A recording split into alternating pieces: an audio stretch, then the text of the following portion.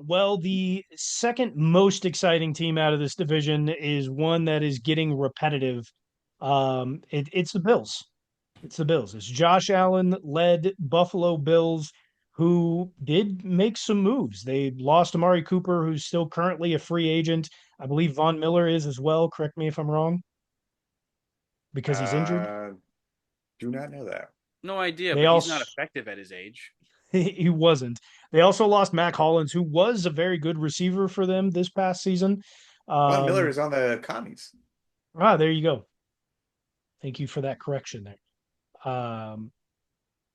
Who they bring in, Joey Bosa, defensive end to cover for Von Miller, but he's consistently injured right now. They brought in Michael Hochit, another defensive end. They bring in Tre'Davious White to help them on the defensive side as Where did they well. bring him in from? Because didn't he play on the Bills? Joey Bosa. No, No, Trey Tre'Davious White. White. That's what I thought when I looked at it. Maybe they just re-signed him to a contract. Really? Let's take a look. Phil. Well, so they brought in those No, two defensive ends, Joey Bosa and Michael Hope, but they got younger on the D line. They brought in pieces through the draft that they're trying to replace the absence of Von Miller. Yeah, Landon Jackson out of Arkansas is a really, really good defensive end. But Tre'Davious Tre'Davious White White, was on two different teams last year. yep. He left the Bills, went to the Rams, the Ravens, and now he's back at the Bills. Dude, I had To no the state of idea Trey Buffalo. White was on the Ravens. He didn't play. Did he get It hurt? was towards the end of the season. He was coming off an injury. Yeah, Oh, but yeah. yeah, the Like Bills wide receiver room is an absolute mess. Did they draft a receiver? they did not draft a receiver within the first 4 rounds. I think they did bring in one later on. Probably won't be very big. They do still have Keon Coleman and Khalil Shakir, who actually took over their number one receiver and number one option last year. They do have two tight ends in Dawson Knox and He number uh, one receiver in Dalton terms of the Kincaid. there we production, go, but he's a Dalton Kincaid. slot guy. Like he's a small slot receiver. He is, That's but what Josh Allen loves, though. we've seen slot receivers be That's number what a lot ones of over their quarterbacks career. love. But I like it just that's not a number one. That's not a like an X. Like Yeah, that's but not a number one outside receiver. we've also been in a transitional period of football in terms of positions, very much like what we Football. see in the NBA with Jokic being a five, but he's really their point guard. We're seeing the same thing in the NFL over the last, I don't know, 10 to 15 years, where your number one doesn't have to be your X or your Y, who's always on the outside. We saw Julian Edelman be the number one for Tom Brady for quite some time. We've seen Travis Kelsey be the number one in Kansas City for quite some time. In We've seen terms of Wes Welker production, be the but we number know, one. but we in terms of production, but we know what works well. Like we know if we have a certain archetype of player and of a certain talent level, that's our number one guy. Okay, like let's be real. Come on, Not let's everyone's talk going to be Calvin football. Johnson. Not everyone's going to be Calvin Johnson. Sometimes Tyreek Hill was a number one at 5'10, played the slot most of the time. Like, yeah, it's a transitional period of football where you do not need to have a number one be a certain archetype and play on the outside.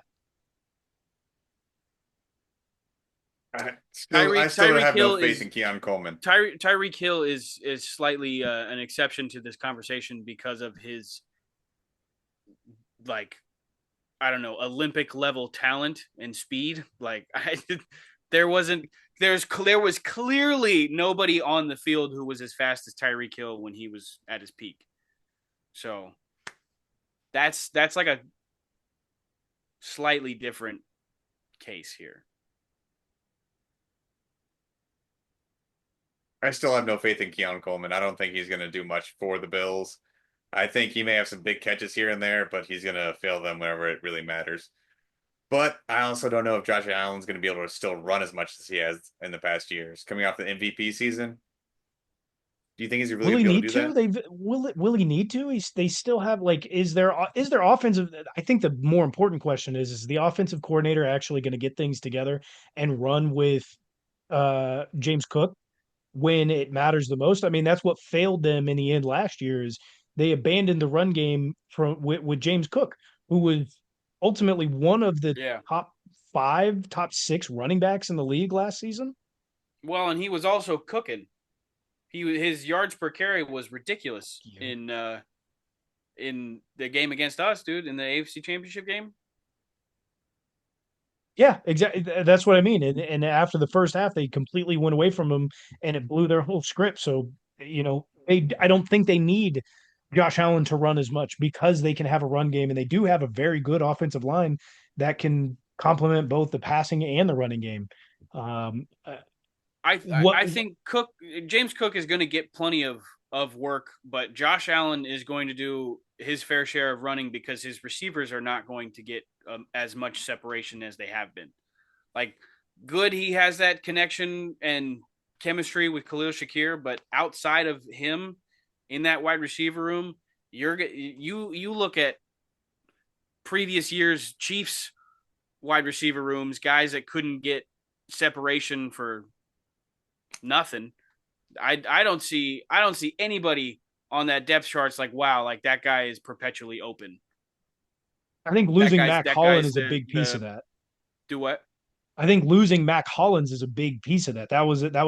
He was an instrumental piece to their wide receiver core last year when Keon or Khalil Shakir couldn't get it together. Mac Hollins was the relief for Josh Allen. And losing him, I think that's why I can agree with you in that sentiment. Because I didn't believe that their wide receiver core last year was very good.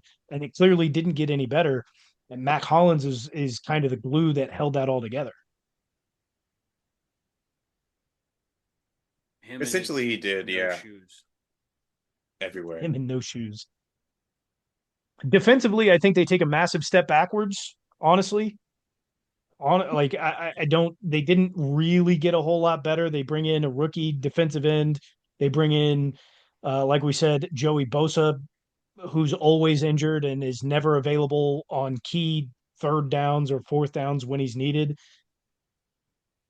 Everybody on that defensive side is aging. And who's their big linebacker, Matt Milano, that everybody loves, who's a fantastic Also linebacker, perpetually but injured. never available when they need him the most. Like I think they'll maybe this. I think they still win. I'll give them first place, but I think this may be the toughest year the Bills have faced in a long time. Do you think if the Bills do not finish first place, they think about putting Sean McDermott on the hot seat? Because I mean, Hmm. every once in a while you get so far with your team. They've had fantastic seasons, but you always come up short. You need some like a different spark to actually get over the hump. Do you think that they will make the move to do that, or they're going to start thinking about it more now? Good question. I don't know who the GM is. I would be more apt if I were the Bills to put the GM in the hot seat than I would Sean McDermott. Sean is doing what he Also, can with the also, players. is this or is this not new stadium year, or is new stadium year next year? No, it's still a ways down the road. Like it's going to take them So, like 4 years to build a stadium. do you want to get completely new management, new GM, new coach with the new stadium if it doesn't go right this year? I mean, the Start out the new GM stadium the doesn't What's right your way? really. definition of it not going right and not winning the Super Bowl or not making the Super Bowl? No, no, no. For not right for them would be finishing second in the division, playing the wild card, losing wild card or second weekend. Do you start I'm thinking of it then? I I Yeah, do. definitely at the end of the season. I'm Yeah, no, thinking no, no. You're about not. It's like not mid-season or anything, but like, yeah, are you no, starting to like move that way? yeah, no, I mean mid-season if it's not going well or like you said, take second, losing the wild card, hell, losing the divisional. I would still be more apt to think about replacing GM and front office than I would be head coach. And it's not because I think Sean McDermott's some great coach. I think he's done very well with the pieces that are around him. in the same vein, I don't think the GM has done a good enough job of creating weapons around there. Again, letting the defense get old and perpetually injured, not bolstering the wide receiver room. He's done a good job in terms of like getting the protection at the offensive line for Josh Allen, making sure to re-sign James Cook, and some big names, right? Von Miller they brought in who didn't really do much, and so if I was in charge of the Bills, I'd be looking at replacing GM before I replace coach, because Sean McDermott with what he has I think honestly outperformed. And to be like, I truly feel Sean McDermott is a Super Bowl appearance away from Buffalo giving him a Mike Tomlin type tenure. Not even winning a Super Bowl. If he makes a Super Bowl, Sean McDermott is going to be in Buffalo for like the foreseeable future. The rest of Josh Allen's career, essentially. Easily. Sure. I still have him finishing first, though. He's only had one losing season. He went 6-10 once.